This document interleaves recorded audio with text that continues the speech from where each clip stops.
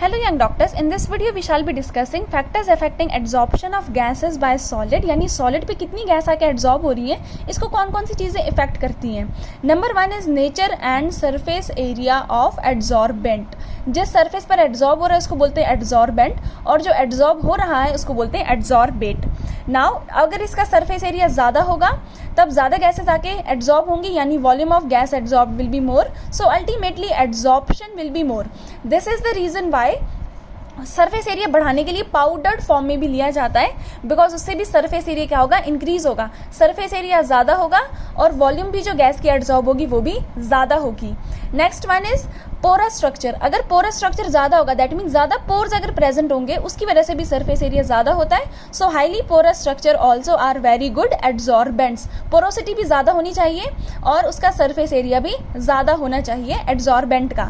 This is the reason why charcoal and silica gel are excellent adsorbents, because उनका highly porous structure होता है और उनका surface area भी ज़्यादा होता है। और अगर हम सब्सटेंस को फाइनली डिवाइड करें, तो फाइनली डिवाइड करने के बाद भी जो अगर ये इसका सरफेस एरिया बढ़ गया, ये देखिए ये भी सरफेस एरिया, ये भी सरफेस एरिया में इंक्लूड होगा, ये भी सब के सब सरफेस एरिया में इंक्लूड होंगे। सो अल्टीमेटली एब्जॉर्प्शन पावर भी इंक्रीज होगी, absorption power we can say. यहाँ पे अगर आप देखिए तो यहाँ पे सिर्फ यही वाला वॉल्यूम इंक्लूड होगा, सॉरी यही वाला सरफेस एरिया होगा, लेकिन यहाँ पे इन सबका सरफेस एरिया लग रहा है। That is why powdered form में सरफेस एरिया बढ़ जाता है। Second factor is nature of gas being adsorb. जो गैस एड्सॉर्ब हो रही है वो कैसी होनी चाहिए। Nature of gas being adsorb, we very well know. अब गैस ने एड्सॉर्ब होना है तो गैस का क्रिटिकल टेम्परेचर जो है वो ज़्यादा होना चाहिए। वाई?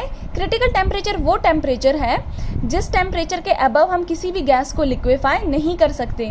जैसे अगर कोई गैस है, for example we take sulphur dioxide. Sulphur dioxide का क्रिटिकल टेम्परेचर होता है 430 केल्विन, यानी इससे कम टेम्परेचर पर ये गैस जो है लिक्विफाई हो जाएगी। इससे कम टेम्परेचर हम कितना भी प्रोवाइड कर सकते हैं, 280 केल्विन बी इट, जैसे कि रूम टेम्परेचर अगर ले लें 25 degree centigrade, that we can also provide 298 kelvin.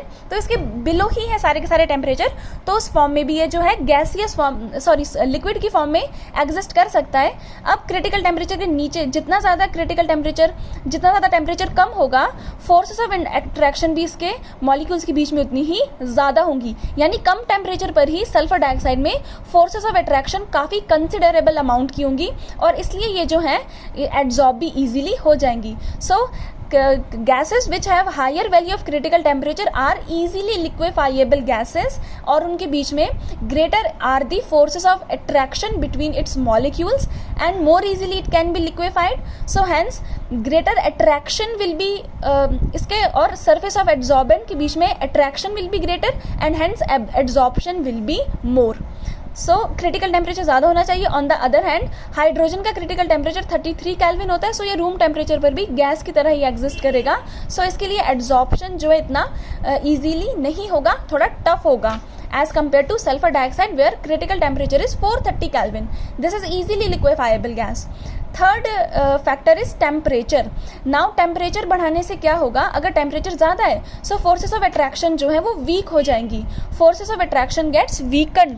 So as a result what will happen, अगर जैसे हम टेम्परेचर इंक्रीज कर देंगे so forces of attraction will weaken, so as a result desorption will take place, यानी जो gases already adsorb थी ये desorb हो जाएंगी by increasing the value of temperature. Why? जैसे कि अगर हम गैस को सॉलिड पे एड्सॉर्ब करें, gas plus solid, this gives us gas adsorb, gas is being adsorbed. So जब भी कभी गैस एड्सॉर्ब होती है ना, यहाँ पर कुछ ना कुछ अट्रैक्शन की फोर्सेज आती हैं, यानी कि बॉन्ड बन रहा है, और बॉन्ड बनते टाइम एनर्जी हमेशा क्या होती है, रिलीज होती है। बॉन्ड को तोड़ते time energy is required and bond के बनते time energy is released. So that is why यहाँ पे बॉन्ड बन रहा है और बॉन्ड के बनते टाइम एनर्जी रिलीज होती है। इस प्रोसेस को बोलते हैं condensation, because gas is getting condensated on the surface of solid. अगर इसका रिवर्स प्रोसेस लें, यानी गैस जो है एड्सॉर्ब थी, अगर वो वापस से निकल जाए, गैस निकल रही है, वेपर में कन्वर्ट हो रही है, इस प्रोसेस को बोलते हैं evaporation. Since you can see here condensation is an exothermic process और एड्सॉर्प्शन, कंडेंसेशन और adsorption is an exothermic process generally. So that is why when temperature is increased the rate of adsorption decreases. और we can also say कि जब temperature बढ़ाते हैं तो forces of attraction जो है ये वीक हो जाते हैं, that is why rate of adsorption जो है वो डिक्रीज करती है। ऑन द अदर हैंड अगर टेम्परेचर को हम डिक्रीज करेंगे, टेम्परेचर को डिक्रीज करते time rate of adsorption will increase. I am sorry for this, I hope you aren't getting disturb. Next factor is number 4, temperature we have already discussed. Number 4th factor is activation of solid adsorbent. Pressure भी है, हम pressure को अलग से discuss कर लेंगे. Activation, क्योंकि इसमें लैंगम्यूर और फ्रेंडलिक एड्सॉर्प्शन आइसोथर्म भी आता है. Activation of solid adsorbent.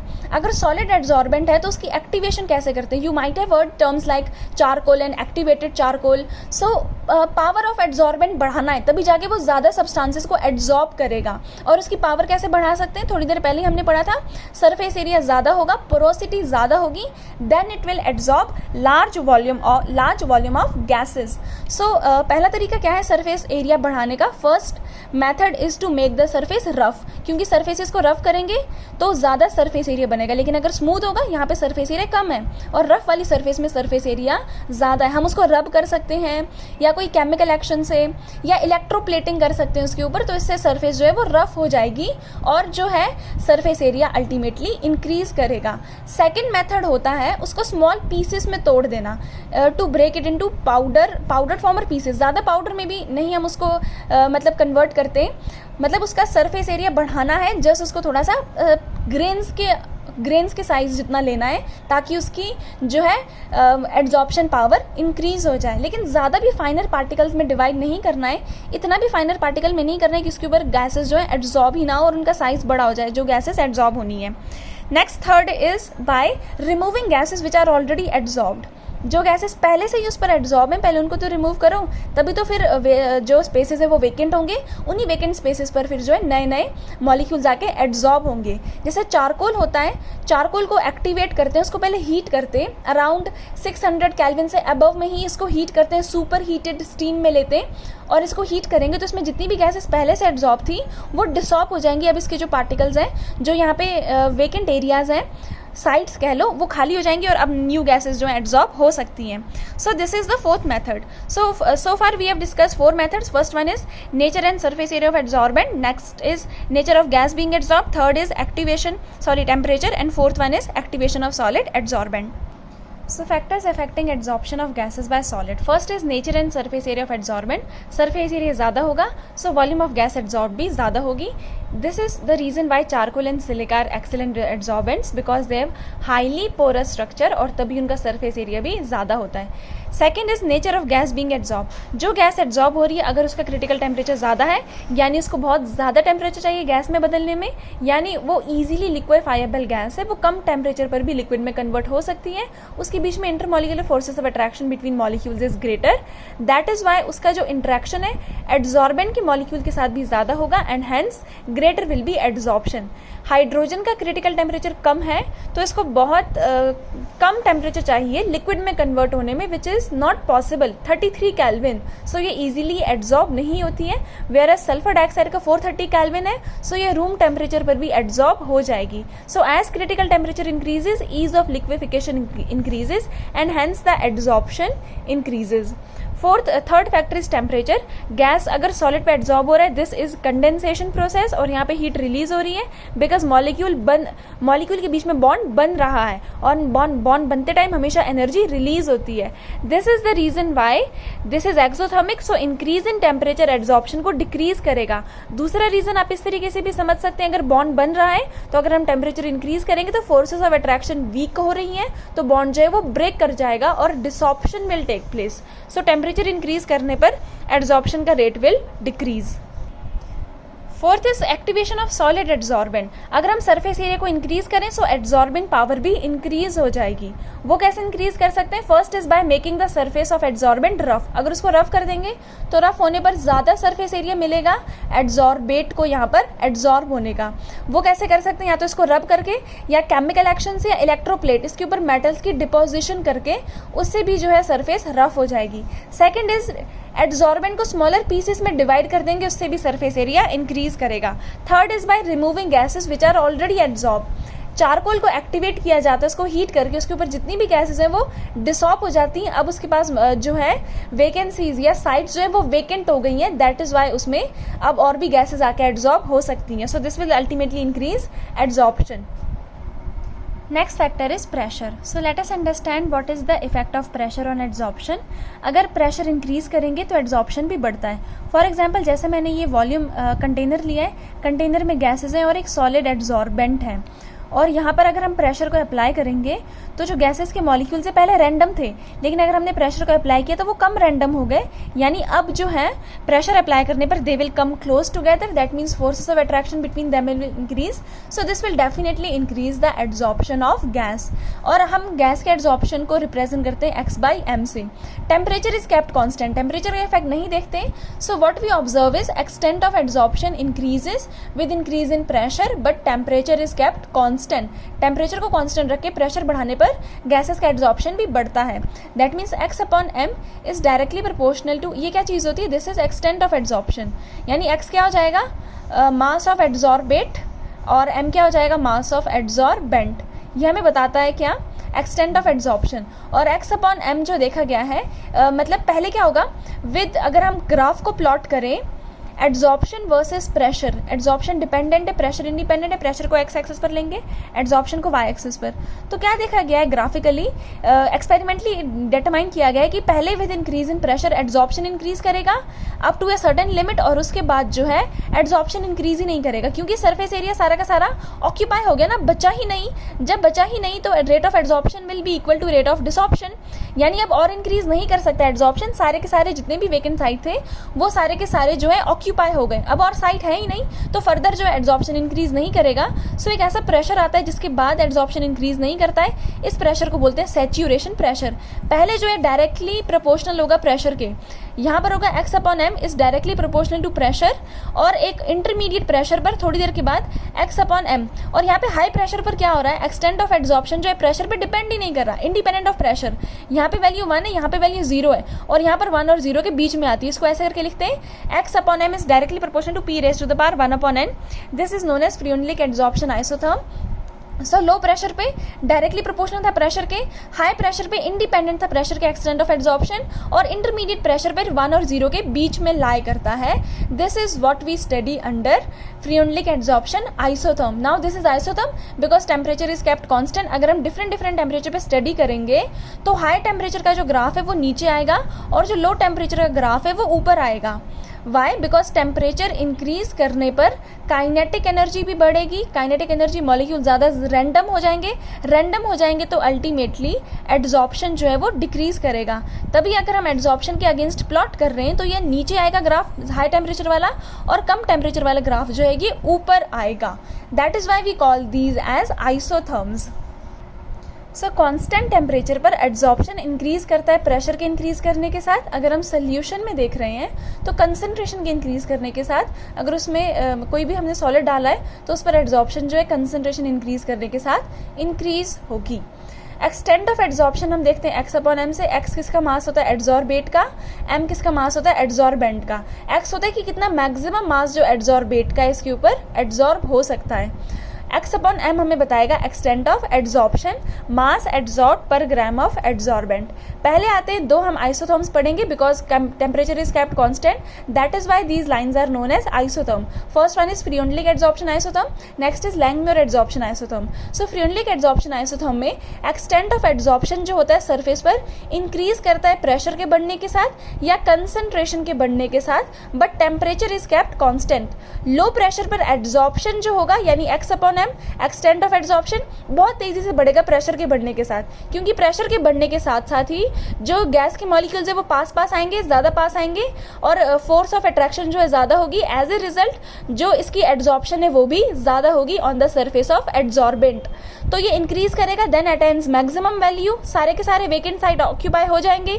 जब वेकेंट साइट ही नहीं बचे तो फर्दर और कितनी एड्जॉर्प्शन इंक्रीज करेगी, that means it attains maximum value and then it remains constant. उसके बाद ये फर्दर इंक्रीज नहीं करेगा इवन दो हम प्रेशर को और भी ज़्यादा बढ़ा ले, because all the available sides are now occupied. Pressure beyond which extent of adsorption remains constant, वो प्रेशर जो हमने लगा दिया उसके फर्दर अगर हम प्रेशर इंक्रीज करें तो एड्जॉर्प्शन इंक्रीज नहीं करेगा।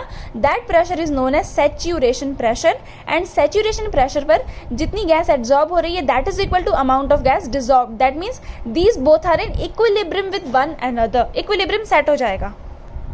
So this is Freundlich adsorption isotherm. This is extent of adsorption versus pressure graph. यहाँ पे पहले extent of adsorption directly proportional होता है pressure के, intermediate pressure पे this is directly proportional to p raised to the power 1 upon n, और high pressure पर it remains constant, it does not depend upon the value of pressure. फिर pressure जितना मर्जी बढ़ा लो फिर extent of adsorption increase नहीं करेगा because it has attained a maximum value. Low pressure पर it is directly proportional, high pressure पर it does not depend on this. So यहाँ पर अगर आप देखिए तो 1 से 0 पे वैल्यू लाई कर रही है, उसको हमने नाम दे दिया 1 अपॉन n. सो 1 अपॉन n की वैल्यू 0 से 1 के बीच में लाई कर रही है, यानी 1 अपॉन n 0 कब आएगा, व्हेन n की वैल्यू कितनी होगी, इन्फिनिटी. अगर हम n की वैल्यू ले लें infinity, that means 1 upon infinity is how much, 0. High pressure पर n की वैल्यू इन्फिनिटी हो जाएगी, तो जो 1 अपॉन n की वैल्यू कितनी हो जाएगी, 0, यानी x upon m directly proportional to p raise to the power 0. अब जो एक्सटेंट ऑफ एड्सॉर्प्शन है वो प्रेशर पर डिपेंड नहीं करेगा, लेकिन लो प्रेशर पर n की वैल्यू कितनी होती है, 1. n की वैल्यू होती है 1, बिकॉज यहाँ पे कहाँ से 0 से 1 के बीच में 1 अपॉन n की वैल्यू ना, इसकी वैल्यू 1 से इन्फिनिटी पे लाई कर रही है. सो n की वैल्यू कितनी हो जाएगी, कम से कम 1. सो 1 upon n is also 1, that means x upon m directly proportional to p raise to the power 1. So यहाँ पे डायरेक्टली प्रोपोर्शनल होता है p के, लेकिन हाई प्रेशर पर it does not depend upon p, और इंटरमीडिएट पर kp raise to the power 1 upon n होता है. सो ये ग्राफ आता है फ्रीउंडलिक एड्सॉर्प्शन आइसोथर्म से. सो इंटरमीडिएट प्रेशर पर x upon m is equal to kp raise to the power 1 upon n. x upon m is extent of adsorption, k is constant, p की value क्या होती है, pressure, और 1 upon n जो है लो pressure पर this value is 1 और high pressure पर दिस वैल्यू इज 0. सो 1 से 0 के बीच में 1 अपॉन n की वैल्यू लाई करती है. नेक्स्ट अगर हम दोनों साइड लॉग ले लें, taking log on both sides, log x upon m यहाँ पे कितना आ जाएगा, log of kp raise to the power 1 upon n. Multiply में लॉग को जब भी मल्टीप्लाई वाला सॉल्व करते हैं तो आंसर किस में आता है, प्लस में, that means log k plus log p raise to the power 1 upon n. Log a raise to the power b कितना होता है, b लॉग a, पावर की वैल्यू आगे आती है. सो यहाँ पे क्या हो जाएगा, log of k plus 1 upon n log of p, और यहाँ पे क्या आ जाएगा, log of x upon m. अगर हम इसका ग्राफ प्लॉट करें, y is equal to m x plus c, this is m slope, this is x, और c कांस्टेंट क्या है, लॉग के कांस्टेंट है ना. तो अब हमें ग्राफ किस किस के बीच में प्लॉट करना है, y क्या लेना है, y एक्सिस पर लेना है log of x upon m, और x एक्सिस पर क्या लेना है, x एक्सिस पर लेना है log of p, that is pressure. और कांस्टेंट, ग्राफ 0 से स्टार्ट नहीं हो रहा है, c कांस्टेंट से स्टार्ट हो रहा है, कहाँ से, लॉग ऑफ k से स्टार्ट हो रहा है, और m क्या है, 1 अपॉन n, m की वैल्यू 1 अपॉन n है प्लस में, यानी लाइन सीधी जाएगी प्लस में, पॉजिटिव स्लोप है दैट इज वाई. अगर नेगेटिव स्लोप होती तो फिर लाइन जो है नीचे की तरफ आती, तो m कितना हो जाएगा, plus 1 upon n. So this will be the graph for Freundlich adsorption isotherm. So this is the graph of log x upon m versus log p for Langmuir adsorption isotherm. Sorry, for Freundlich adsorption isotherm. Next we'll be studying about Langmuir adsorption isotherm. Next we'll be studying Langmuir adsorption isotherm. ये भी हम constant temperature पे study करेंगे. होता क्या है कि जैसे अगर किसी सॉलिड पे गैसेस ने आकर एड्सॉर्ब होना है तो जितनी अवेलेबल साइट्स जितनी ज़्यादा होंगी एड्सॉर्प्शन का रेट भी उतना ही ज़्यादा होगा. So what I am saying कि rate of adsorption is directly proportional to number of available sites. जितनी ज़्यादा साइट्स उतना ही ज़्यादा एड्सॉर्प्शन, और उतना ही मतलब एड्सॉर्प्शन उतना ज़्यादा होगा. फॉर एग्जाम्पल अगर मैंने यहाँ पे टोटल साइट्स ले ली n साइट्स, और यहाँ पर अगर मैंने ले लिया थीटा का मतलब फ्रैक्शन ऑफ साइट्स ऑक्यूपाइड, कितनी साइट्स ऑक्यूपाइड है उसका fraction of sites occupied. Fraction of sites occupied का मतलब नंबर ऑफ एड्सॉर्ब्ड साइट्स या number of sites which are occupied, जिस पर जो है मॉलिक्यूल्स ने अगर एड्सॉर्प्शन कर ली है, इस तरीके से जैसे 2 हैं, divided by total number of sites. Total sites कितनी होती हैं, n. सो यहाँ से हमें क्या पता चलता है, नंबर ऑफ साइट्स ऑक्यूपाइड. अगर मुझे साइट्स ऑक्यूपाइड निकालनी हो थीटा की टर्म्स में तो वो कैसे करके आएगा, n यहाँ पे क्या है, डिवाइड, वहाँ पे जाके क्या हो जाएगा, मल्टीप्लाई, यानी n थीटा साइट्स ऑक्यूपाइड है और n क्या है, टोटल साइट्स. तो रेट ऑफ एड्सॉर्प्शन कितना हो जाएगा, n टोटल साइट्स माइनस जितनी साइट्स क्या है ऑक्यूपाइड है, n थीटा. ये वैल्यू हमें क्या देगी, अवेलेबल साइट्स, यानी जितनी बच गई हैं. So rate of adsorption is directly proportional to available sites. यहाँ से अगर हम n कॉमन निकाल लें तो अंदर कितना बच जाएगा, यहाँ पे 1 माइनस थीटा. सो क्या वैल्यू आ गई, rate of adsorption is directly proportional to n into 1 minus theta, where n is total number of sites and theta is the fraction of sites which are occupied. और sides occupied कितना होता है, n into theta. Now अगर ये हो गया rate of adsorption, और इसमें और क्या इसके एजम्पशंस होते हैं कुछ लैंगम्यूर एड्जॉर्प्शन आइसोथर्म के। फर्स्ट एजम्पशन इज कि मोनो लेयर ऑफ एड्जॉर्बेट ही बनेगा, लेकिन हाई प्रेशर पर मल्टीपल लेयर्स भी बन सकते हैं, तो ये इसका एक डिसएडवांटेज है। ऑल्दो इसने ये एज्यूम किया था लैंगम्यूर ने कि जो एड्जॉर्प्शन होगी उसमें सिर्फ मोनो लेयर बनता है एड्जॉर्बेट का, एंड मोर ओवर जो सरफेस होता है सॉलिड का वो होमोजीनस होता है। होमोजीनस होने का मतलब जितनी भी इसमें साइड्स है ना उनकी सेम एफिनिटी होती है टू बाइंड विद एड्जॉर्बेट। ये हो गया सेकेंड एजम्पशन। थर्ड एजम्पशन होता है कि जो एड्जॉर्ब गैसेज हैं उनमें आपस में कोई भी इंट्रैक्शन नहीं होगा, that means they will behave as ideal gases, and उनमें कोई भी लेटरल इंट्रैक्शन वगैरह नहीं होगा। एंड वन मोर थिंग, एक टाइम ऐसा आएगा when rate of adsorption will be equal to the rate of desorption, equilibrium establish हो जाएगा।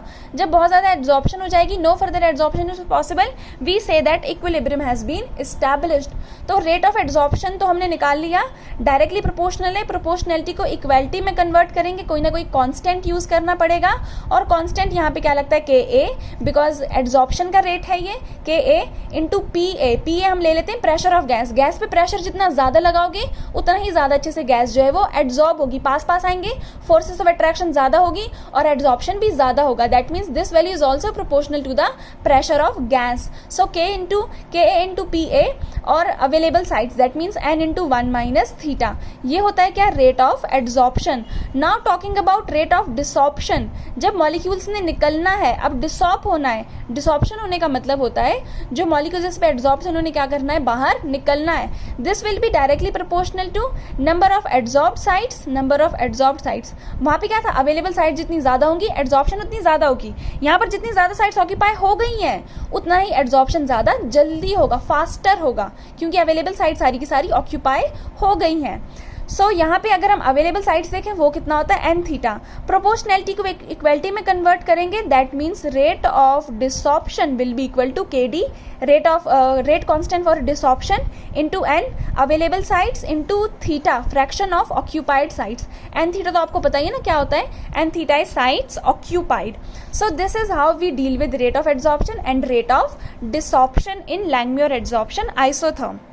सो लैंगम्यूर एड्जॉर्प्शन आइसोथर्म में एक्सटेंट ऑफ एड्जॉर्प्शन इंक्रीज करता है प्रेशर ऑफ गैस के इंक्रीज करने के साथ, और जितनी वेकेंट साइड या अवेलेबल साइड जितनी ज्यादा होंगी एड्जॉर्प्शन भी उतना ही ज्यादा होगा।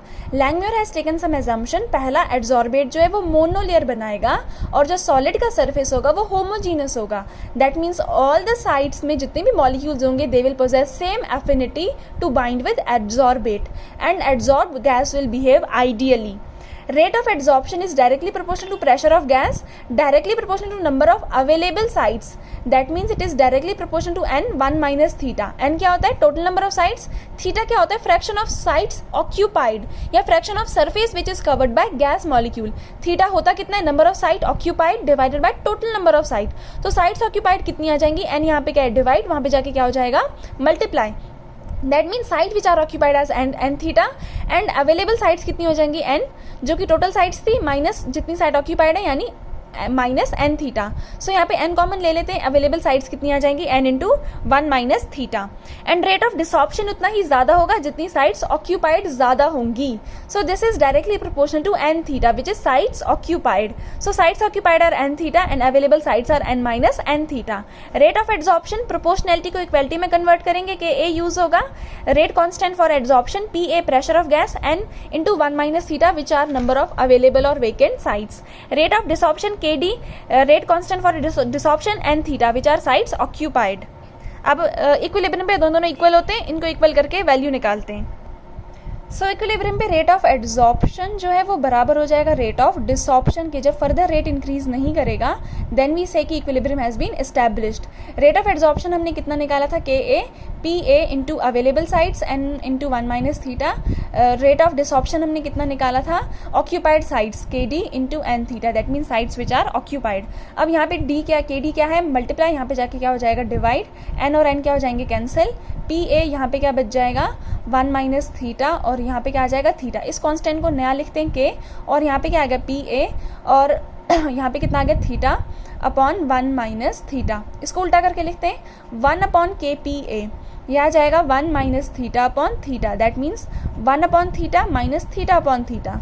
1 upon theta as it is लिखेंगे, theta upon theta is 1, that means 1 upon K P A की वैल्यू कितनी आ गई, 1 अपॉन थीटा माइनस 1, ये यहाँ पे माइनस है, वहाँ पे भेज दो, क्या हो जाएगा plus, 1 plus 1 is equal to यहाँ पे कितना आ गया 1 अपॉन थीटा, ये वैल्यू आ गई, 1 के नीचे कुछ नीचे का आ जाएगा 1, इन दोनों को मल्टीप्लाई करो, के पी ए एलसीएम लेके करते हैं ना, 1 इंटू 1 इज 1, 1 इंटू के पी ए इज के पी ए, ये वैल्यू किसकी आ जाएगी 1 अपॉन थीटा। कैसे क्रॉस मल्टीप्लाई करके करना आसान है, पहले इन दोनों को मल्टीप्लाई करेंगे, फिर इन दोनों को, फिर इन दोनों को मल्टीप्लाई करेंगे और वैल्यू लिख लेंगे। सो थीटा को लिख लो आप, थीटा कितना आ जाएगा के पी ए अपॉन 1 प्लस के पी ए, तो ये वैल्यू हमने डिराइव कर लिया। आपको डेरिवेशन नहीं आएगी but still you have to remember how we have derived the value of theta from here. Now if we are thinking to plot a graph between theta versus pressure, so theta कितना होता है k into PA upon 1 plus KPA, where PA is pressure of gas and K is rate constant, theta is fraction of sites that are occupied. So क्या होता है यहाँ पे, y is equal to mx plus c के accordingly, c constant 0 से start होगा graph और very करेगा with pressure. So we'll plot a graph of theta versus pressure.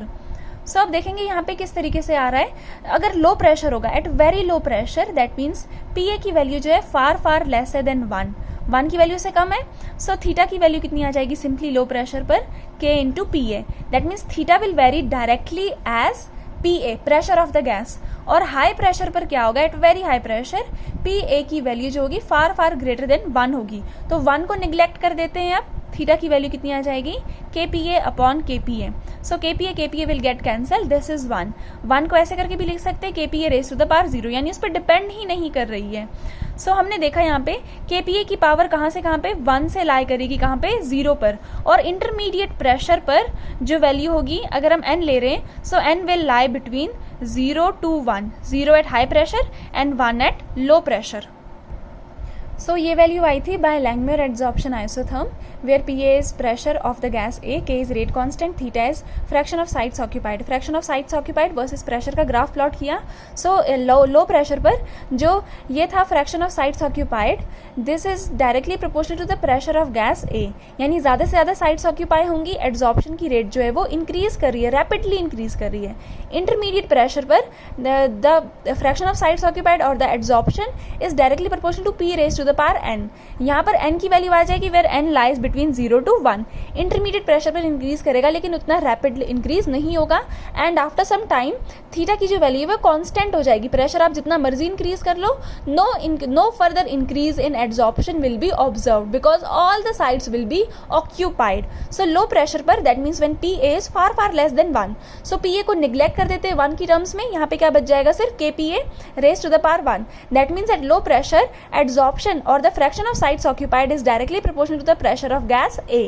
Intermediate or high pressure पर when PA value of PA is far greater than 1, then at that time we can neglect the value of 1. So KPA upon KPA दोनों cancel, क्या बच जाएगा 1. That means KPA whole raised to the power 0. इन दोनों पे ही depend नहीं कर रहा है. That means theta is independent of the pressure of gas at high pressure, and at intermediate pressure theta rate of adsorption or the fraction of sites occupied is equal to kPa raised to the power n, where n की value lies between 0 to 1. यहाँ पे depend कर रहा है, intermediate pressure पर भी directly proportional है, लो pressure पर डायरेक्टली प्रोपोर्शनल है, यहाँ पर रैपिड इंक्रीज है, यहाँ पर इंक्रीज जो है रैपिड नहीं है, and after some time at high pressure no further increase in adsorption will be observed. So this is Langmuir adsorption isotherm.